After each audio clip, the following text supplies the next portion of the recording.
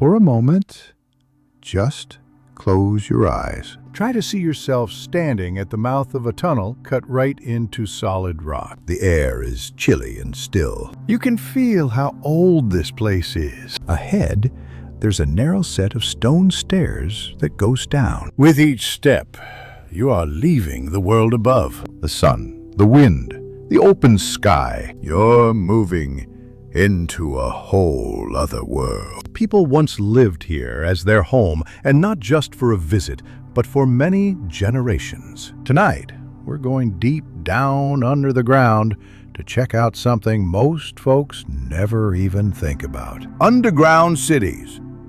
Not make-believe places from stories, but real places built by regular people who live there. These aren't just holes in the ground. They are places people called home, hidden away under tons of rock and years of history. These weren't built for fun or as some kind of game. They were made because people needed them. They wanted to be safe, to get away from danger, to make it through tough times. So what makes someone pick a life underground? There's not just one reason, but a bunch. Sometimes it was war, maybe harsh weather. For others, it was for survival, for safety, or just because they had no other choice. To give you an example, think your house is no longer a safe place. There might be attacks all the time, or enemies showing up at any moment. Or the weather might have gone crazy with heat waves or freezing cold. Maybe you just want a spot that's hidden, where you feel safe, that won't burn down, fall apart, or get taken over by someone else. For people a long time ago, going underground was something that made sense. It was not easy or comfy, but it was clever. The ground keeps you warm when it's cold and cool when it's hot. It's a shield from storms, and most importantly, it's a way to hide from enemies. These weren't just little holes to hide in. In some spots across the world, people created entire cities way down under the surface. They had rooms, places to store things, kitchens, wells for water, and even areas for their animals. Can you imagine waking up in a room made of stone, hearing the sounds of people living their lives all around you in the tunnels? Imagine the light from a fire, flickering on the walls that generations of people carved.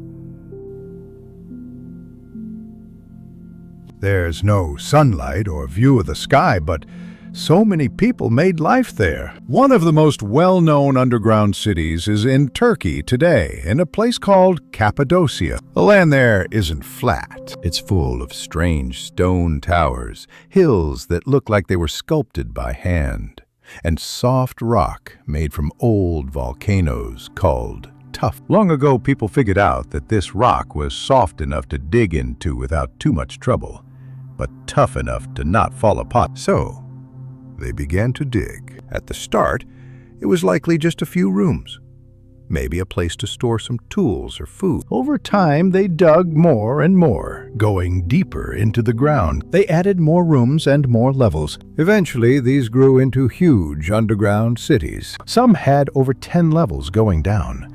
Imagine that, 10 levels of rooms, hallways, stairs, air shafts, and water systems, all made by hand under the earth. The biggest of these underground cities in Cappadocia is named Derinkuyu. It is thought that maybe 20,000 people could have lived there at the same time. They didn't leave after a day or two. They stayed for weeks or even months. They had everything they needed down there. Wells for water, shafts to bring in fresh air, storage rooms for food, and even places for school and meetings. That makes you wonder, what kind of danger makes a person dig their whole life under the ground? Historians think these cities were mostly used as short-term shelters when danger was close. When enemies were coming to attack, the people would all go into the underground city and stay safe until the coast was clear. The tunnels were built to be very narrow,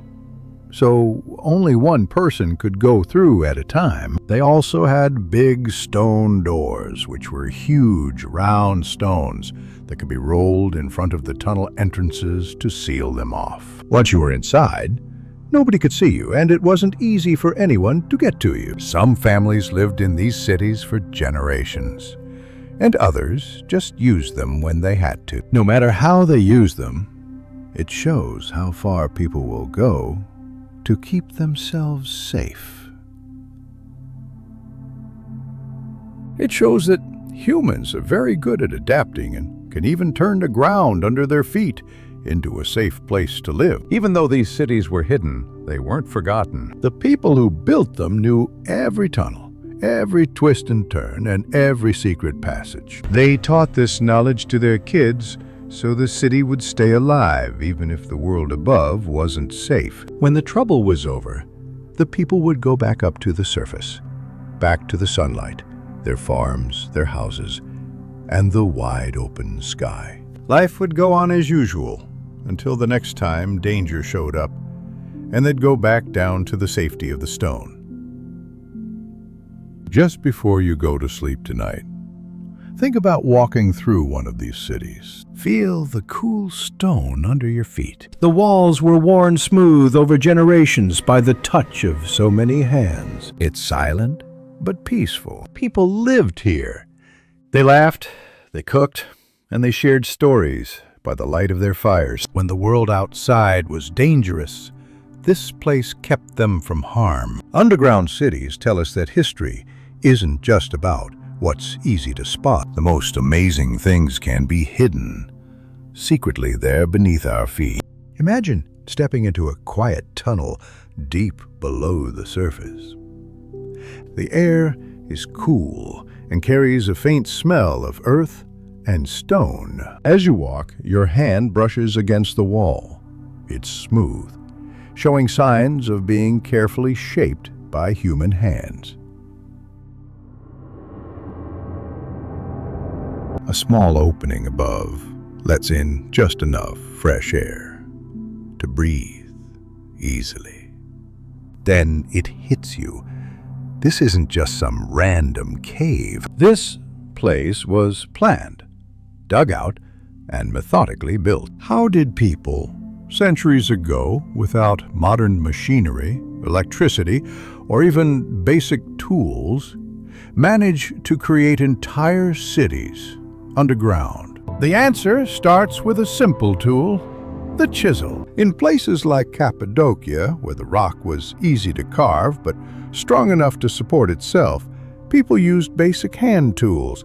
Chisels, hammers, and wooden wedges were their best companions. Little by little they dug, not randomly, but with a clear idea of what they were doing. They began by carving out a main chamber, a central room where people could come together, store food, or simply rest. From there, they branched out. Tunnels were dug to link different rooms. Staircases went down further, connecting to lower levels. Air shafts were drilled vertically, reaching up to the surface to bring in fresh air. Some of these shafts stretched over 100 feet, ensuring that the whole city stayed ventilated. Think about that for a moment. A 10-story air shaft carved by hand, straight as an arrow through solid rock. That's not just impressive, it's pure genius. The design wasn't only about living space, safety was important. The tunnels were narrow, just wide enough for one person to pass. That way, they were easier to defend. If invaders found the entrance, they couldn't just rush in. They had to come one at a time, which allowed the residents to block them with big, round stones. These stones,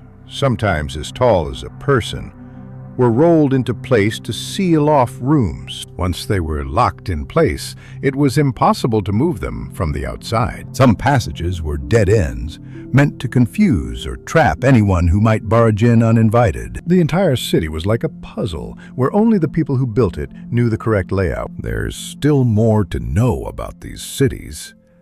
They weren't just dark, damp holes.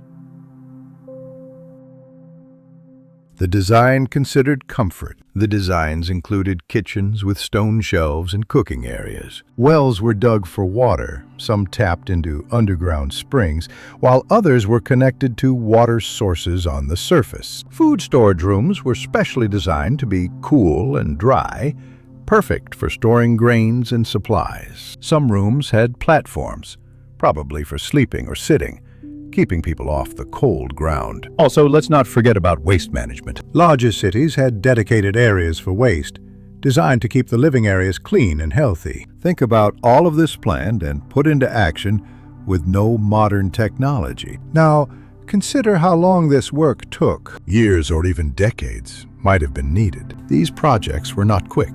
They were the result of dedication and hard work, passed down through families. Each tunnel was the result of careful carving. Each room was shaped with purpose. Over time, people added new levels, new chambers, and new defenses. The natural strength of the rock helped these cities remain standing for more than 1,000 years. Here's another fact to think about. Underground, temperatures stay consistent. Unlike the surface, which can be very hot in summer and freezing in winter, underground cities stayed comfortable year-round. In Cappadocia, for example, temperatures underground stayed around 55 degrees Fahrenheit, 13 degrees Celsius, no matter the season. That's a game changer. It meant people could live safely, store food longer, and survive extreme weather. The most amazing part is that the world forgot about these cities for centuries. In some cases, people lived above them, completely unaware of the worlds hidden beneath their homes, carved, quiet, and untouched. Many underground cities were rediscovered by chance, a collapsed wall, an accidental discovery during an excavation, or a curious explorer stumbling upon a hidden entrance. When people rediscovered them, they walked through the same halls, looking at the same walls. They wondered, who built this place? How did they do it? And why did they leave? Think about those ancient builders at work. By lantern or torchlight, chiseling stone, passing tools, creating a home under the earth. Not because they were afraid, but because they had a plan. Building so their kids could be safe and life could keep going. These hidden cities stand as respect for human imagination and determination. Underground cities are more than just old rooms. They serve as monuments to human effort, carved in stone and time. Imagine this. You're walking into a tight tunnel, barely wide enough for one person. The stone under your feet is super smooth, because so many people have walked here before. Up ahead, you see a gentle light, maybe from lanterns or torches, showing you where to go. You have to duck a little, and you feel this cool air all around you like a light blanket. This isn't just some cave, it's a city. It's called Derinkuyu. And get this, it's the biggest underground city anyone has ever found. Tonight, let's try to imagine what it must have been like to actually live down here, way below the surface. First, let's get something straight. Derinkuyu was huge. This underground city went down an amazing 18 levels. That's more than 200 feet down. Think of a 20-story building, but underground. Not all the levels were for living, but a lot of them were. These weren't just empty rooms carved out of rock.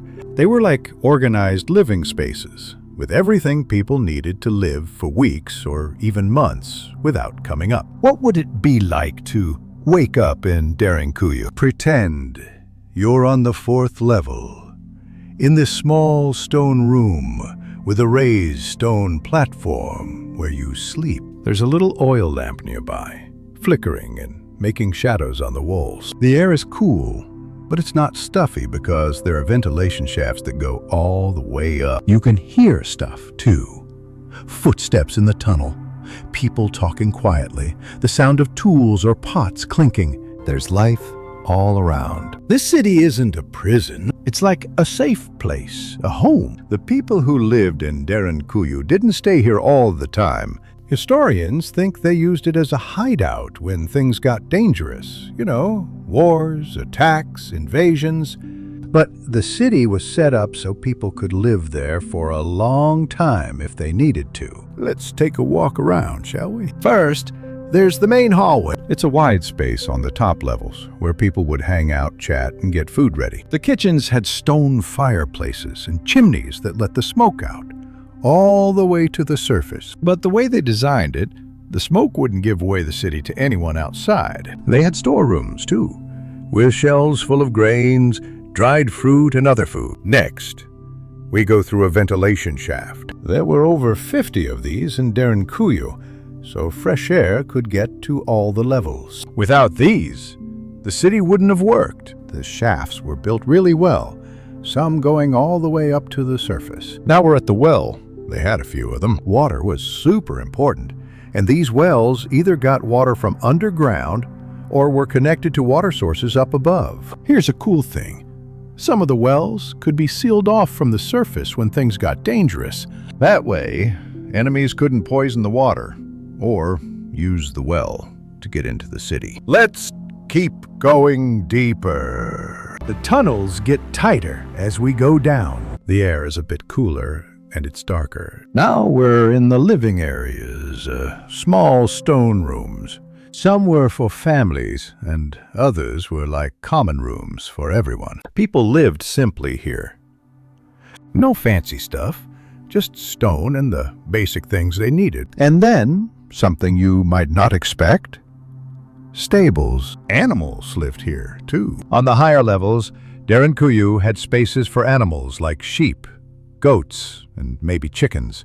Having animals underground meant they had food, wool, and even warmth when it got cold. Try to imagine hearing kids laughing in the tunnels, the smell of food cooking over small fires, and people talking as they spent their time. Life underground was sort of like life above ground, but quieter, more careful, and with a focus on staying alive. But the people in Derinku weren't just scraping by.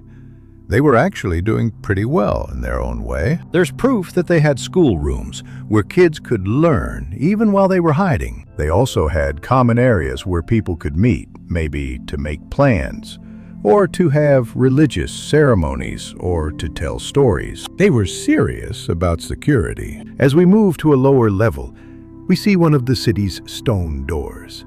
These were huge, round stones, like giant wheels, and they weighed hundreds of pounds. They could be rolled into place to block off the tunnels, locking them from the inside. If enemies got in, these doors gave the people time to deal with it. Some tunnels also had traps, fake paths, hidden holes, or tight spots. Derinkuyu wasn't just a home. It was like a fort, built by people who knew they had to protect what they had. And maybe the most amazing thing about Derinkuyu, it was part of a whole network. Other underground cities nearby, like Kamakli and Uskonak, were connected by long tunnels. People could have traveled between cities underground without anyone seeing them, safe from harm. No one really knows how many people lived here. Some guesses say maybe 20,000 at once, with animals, supplies, and tools. Just think about that. A whole community living under the ground.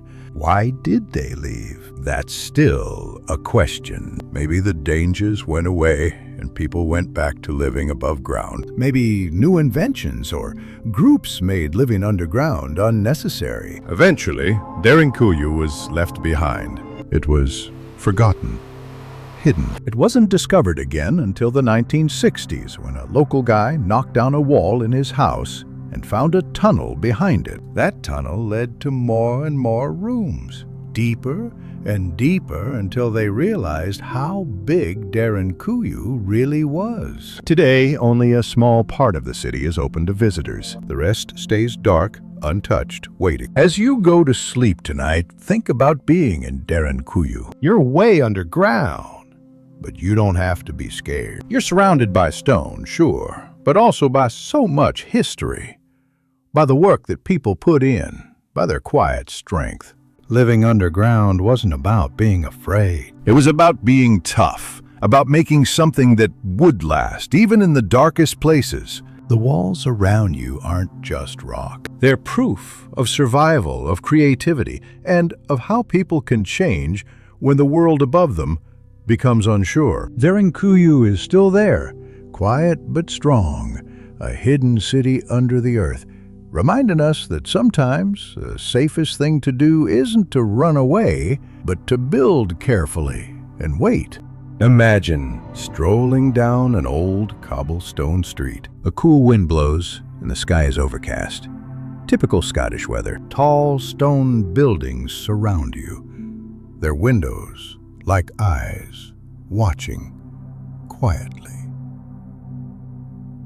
But what if I told you there was another city beneath your feet, hidden from sight, a place frozen in time, under the stone and shadows? Tonight, let's explore Edinburgh, Scotland's capital, known for its history, castles, and twisting alleys. Most people have no idea that there's another Edinburgh hidden beneath the one they see. It was buried, forgotten, and only rediscovered later. I am talking about the story of Mary King's Close, a real street that vanished, only to surface centuries later. First, let's clarify what a close is. In old Edinburgh, the city grew upwards. Streets weren't wide roads. They were narrow alleys between buildings, often sloping downhill. These tight passages were called closes, and they were full of life.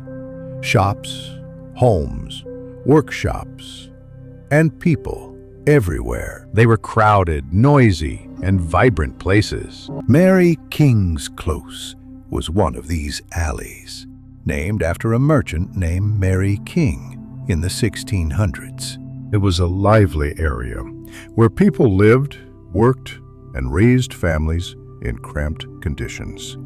Houses could be up to 7 stories high, towering over the narrow street. Now, the story takes an interesting turn. Around the mid-1700s, Edinburgh's leaders decided they wanted a new building, something grand and official. The Royal Exchange, a place for merchants and government business. There was just one problem. The area they chose was already occupied by buildings, including Mary King's Close. Instead of tearing everything down, they sealed it off. The upper parts were knocked down, but much of the lower levels, especially the ground floors and basements, were simply buried under the new building's foundation. And just like that, Mary King's Close disappeared. Over time, people forgot about it. Life went on.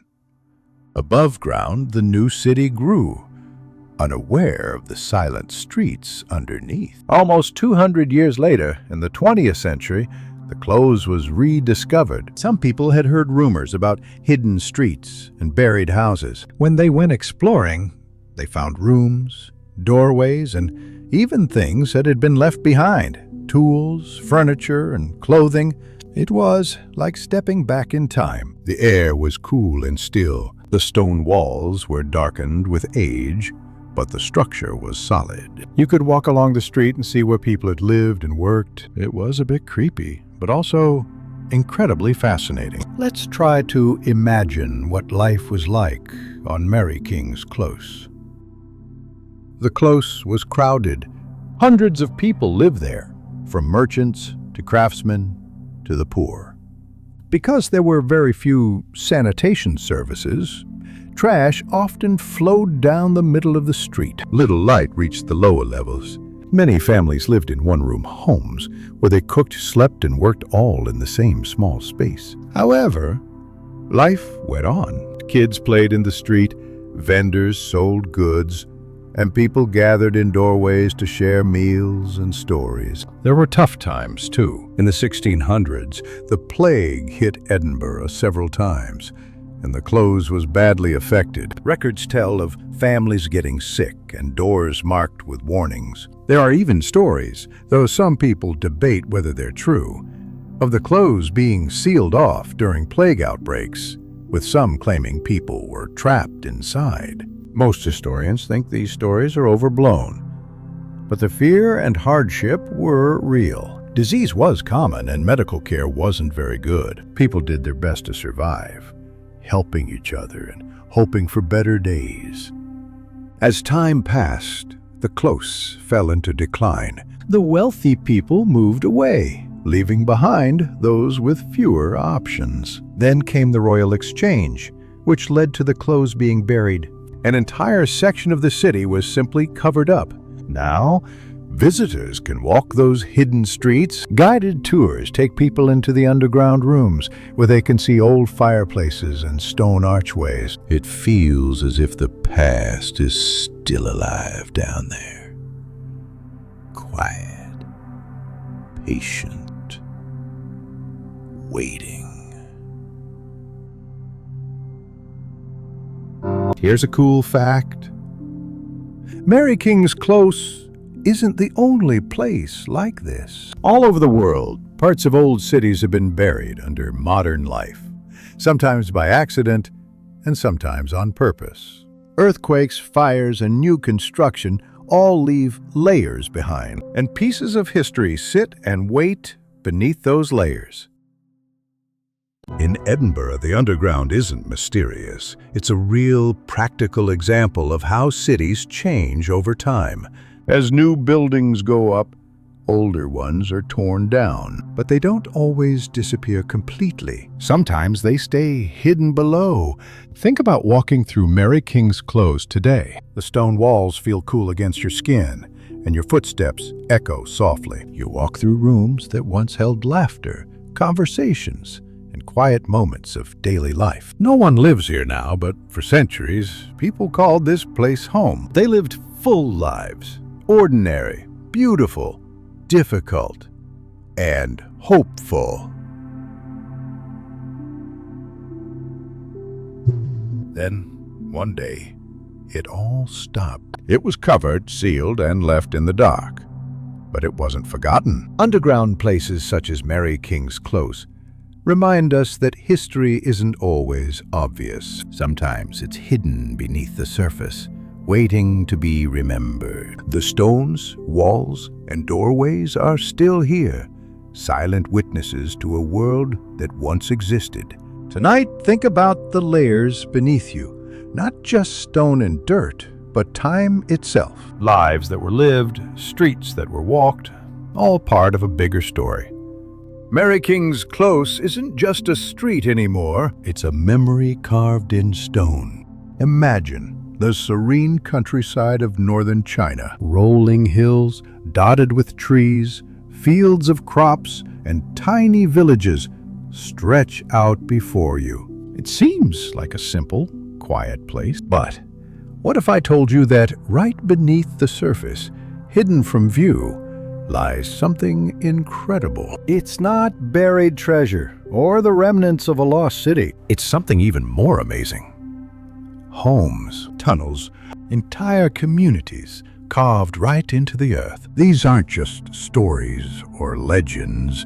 These are real places where people still live today. Tonight, we're going on a trip to China, where generations have made their homes underground, not just as a way to survive, but as a way to live comfortably, safely, and in harmony with nature. Let's start with something called a yaodong. In Chinese, the word means cave dwelling. Now don't think of a damp, dark hole in the ground. A yaodong is actually a carefully constructed home, dug into the sides of hills or even into flat ground. You'll find these homes all over northern China, where the soil is perfect for this kind of construction.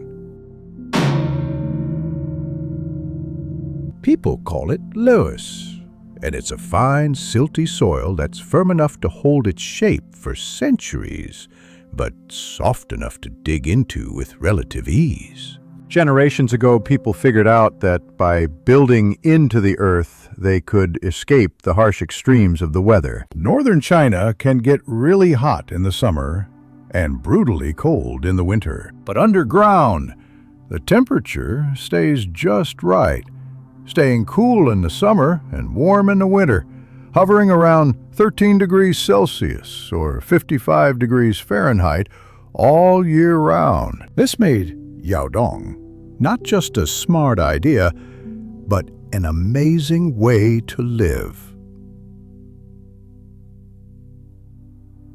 Now, try to picture yourself stepping inside a yaodong. From the outside, it looks pretty simple. Maybe just a stone archway with a wooden door. But once you're inside, the space opens up before you. The walls are smooth, and the air is cool and still.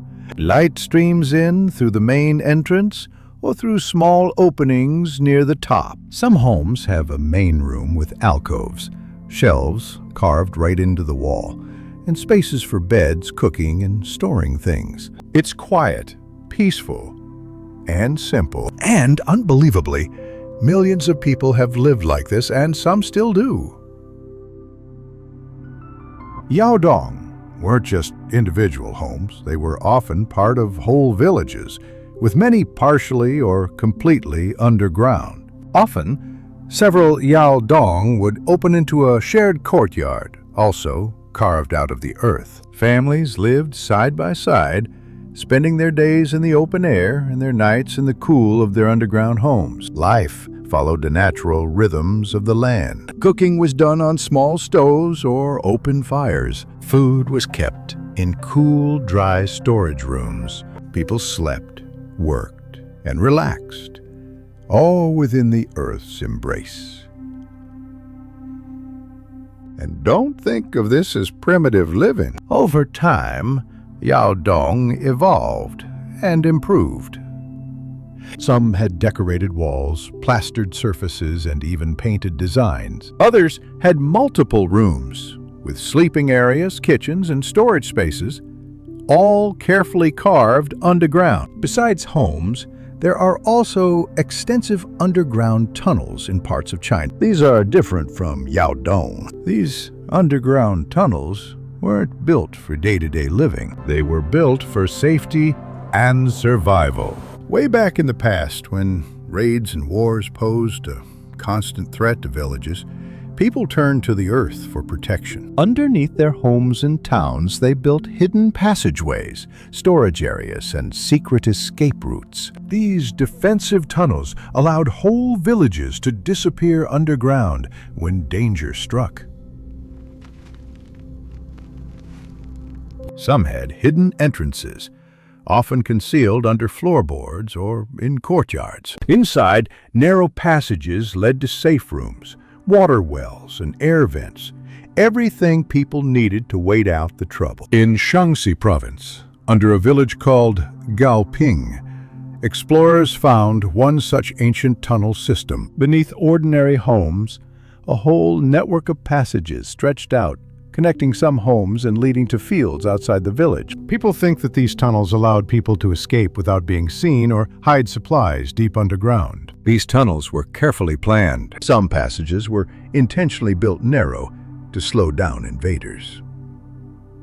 Others had false turns or traps. They were clearly designed to protect the people and confuse anyone trying to attack them. People didn't use these tunnels every day, but they maintained them, passing down knowledge of every path and every hidden room from one generation to the next. In times of peace, the tunnels were used to store food and tools. But when danger came, they became a lifeline. Families could stay underground for hours, days, or even longer until the threat passed. Over time, many of these tunnels were forgotten, buried under new construction, or simply lost to memory. Today, some are being rediscovered by accident, when people are doing repairs, building new structures, or just exploring. Villagers are often amazed to find these hidden chambers beneath their feet, silent reminders of the past. Together, yaodong and defensive tunnels show us a simple truth.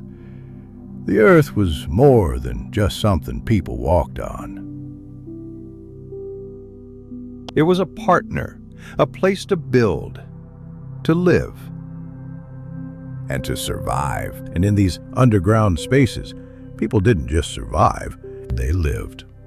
Yaodong are still being used today. More than 30 million people in China live in them. This isn't ancient history. It's happening right now. People choose them because they're comfortable, energy efficient, and connected to the earth. Think about it. Underground life in China wasn't some strange mystery or a way to escape the world. It was about being smart, using the land for shelter and strength. Whether it was for living or for hiding, people have shaped the earth with care, patience, and wisdom. As you drift off to sleep, imagine sitting in a yaodong, the soft light flickering on the walls.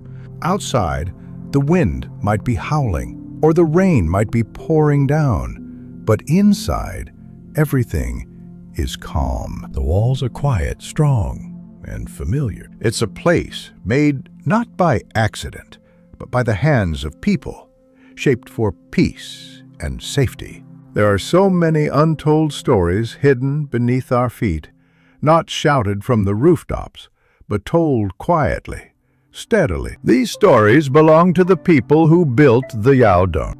Okay, close your eyes for a moment. Instead of sunshine, imagine walking down a grand staircase. But surprise, it's not dark or cramped like a tunnel. It's a bright, clean space. The air smells fresh. There are houses, stores, and walkways, just like above ground. You hear people chatting, laughing, and enjoying their coffee, all underground. It sounds like something from a movie, right? But it's actually happening. All over the world, people are building and living in underground cities. They do it for comfort, for safety, and sometimes to survive tough situations. Tonight, we're checking out this modern underground world and seeing why the idea of living under the ground never really went away. Let's start in Montreal, Canada. Underneath the busy streets, there's something locals call Riso, or just the underground city. It's not some ancient ruin or war shelter. It's a huge network, over 20 miles, like 32 kilometers of tunnels connecting malls, offices, hotels, and train stations. When winter hits and the snow starts falling, thousands of people use this underground network to get around. It's warm, safe, and dry. Riso has everything you need. Restaurants, shops, banks, even gyms. Seriously, you could spend a whole day down there without ever seeing the sun. It's not about hiding from the world. It's about staying comfortable, being efficient, and escaping the weather by using the earth as a shield. Now, let's head north to Helsinki, Finland. Winters here are long and freezing. Space in the city is also limited. So, instead of building up, they started building down. Underneath Helsinki, there's a growing collection of underground spaces. Not just subway stations, but also sports arenas, swimming pools, parking garages, and even emergency shelters, all carved out of solid rock. This underground area is carefully planned with good ventilation, emergency exits, and connections to the surface. Some areas can quickly turn into bomb shelters for thousands of people, with food, water, and medical supplies ready to go. The people of Helsinki don't think of this underground world as strange. They see it as a smart solution. The rock is strong, the temperature is steady, and the space is really useful. But it's not just cold places that are going underground. Let's visit Beijing, China. Beneath the busy city, there's something unexpected. A massive network of underground bunkers built back in the 1960s. It's referred to as Dishashen, or underground city.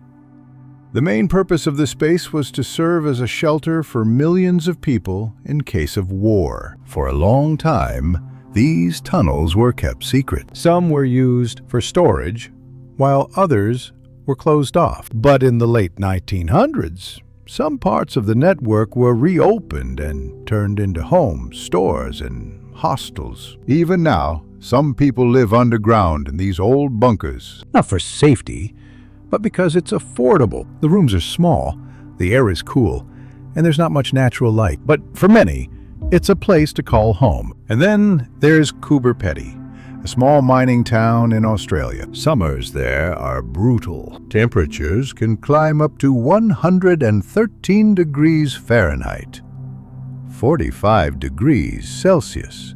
The sun is intense and the land is dry, so the people who live there turn to the ground for relief. Most of the people in Coober Pedy live in dugouts, homes carved into the earth.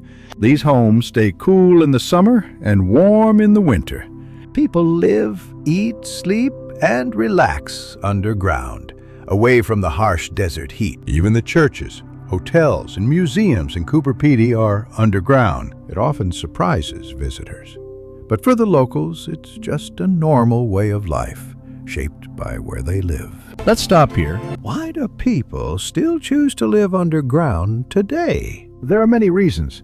The climate, limited space, safety, and the efficient use of resources. Underground spaces use less energy, don't need as much maintenance, and provide natural insulation. They can also shield people from storms, heat, and even disasters caused by humans. In some cities, underground spaces might be the future. Some thinkers are coming up with earth scrapers, skyscrapers built downwards, deep into the ground. These designs imagine cities where people live, work, and have fun entirely under the surface, protected, sustainable, and independent. It might seem like science fiction, but in some ways, it's taking a page from the past. It's using the Earth not just as something to stand on, but as a way to find shelter. Let's talk about modern bunkers. Not entire cities, but emergency shelters. In countries like Switzerland, Norway, and South Korea, underground bunkers are part of the plans to keep citizens safe. These spaces are stocked with food, water, and medical supplies, ready in case anything bad happens. Some are small, built under individual homes. Others are huge public shelters that can house thousands of people for weeks. In some places, people are even building fancy bunkers with entertainment, gyms, and private rooms. It might sound a bit extreme, but for many, it's about planning ahead, not living in fear. The underground is seen as a plan B, a safe place to go when things get tough above ground. And then there are data bunkers, not for people, but for information. In Sweden, an old nuclear bunker now holds data servers, protected by rock, steel, and distance. In the U.S., underground vaults store digital archives, important historical papers, and even plant seeds, just in case something goes wrong. These places aren't homes or cities, but they show that even in this digital world, we still use the underground to protect the things that matter. As you get ready for bed tonight, think about this. Under cities, deserts, and mountains, people are still building, living, and finding safety. The ground is more than just something we walk on. It's a place for new ideas, for adapting to change, and for quiet strength. Living underground today isn't just about staying alive. It's about smart design, being able to bounce back from tough situations, and sometimes just being comfortable. And as things change around the world, maybe we'll see more life below the surface, just like people did long ago, carving homes and cities into the earth, not to hide, but to live well. Okay, just breathe in. Hold it for a sec, then slowly let it all out. All right. Imagine you're standing way down under the ground. It's not pitch dark, but it's quiet. Seriously quiet. The air is still. All around you, the stone is smooth, like it's been shaped by hands a long, long time ago. No crowds, no crazy noise, only the soft sound of your own footsteps echoing, and this feeling that time is just there. You've probably seen old tunnels, maybe even stood inside homes carved from stone, walked down streets under cities that people forgot about, right? So, think about it for a minute. What does it all mean? Why did people go to all the trouble to build these places underground, actually live in them, and then just leave them? Let's try to get past the basic stuff and try to tell the story behind the stone. All over the world, people haven't just looked at the earth as a last resort or something. They've gone into it to make homes, for safety, for making whole towns, like those underground cities in Cappadocia, or the rock homes in China, or those hidden streets they found under Edinburgh. Each place tells you about how people changed to fit where they were, how smart they were, and how they survived. People didn't build underground because they were scared or anything. They did it because it just made sense. The ground gave them shelter, kept them safe, and gave them a little peace. Life could just keep going on without all the noise and craziness of the world above.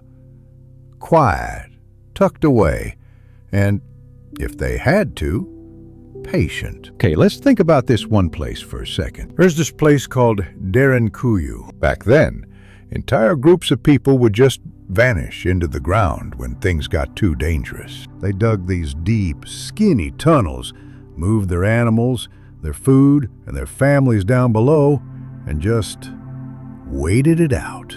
Life didn't grind to a halt in those rock rooms. It just changed. People cooked, talked, taught each other things, and just lived. Nobody from the outside saw them, but they always had hope. Then you have Mary King's Close in Edinburgh. People lived their regular lives on a regular street. They had no idea that one day their homes would be covered up, like sealed off under a city that just kept growing and growing. Time kept moving, but their homes stayed there, frozen like that first day, just waiting for someone to remember. In China, you had families living in homes they carved into the earth for generations and generations.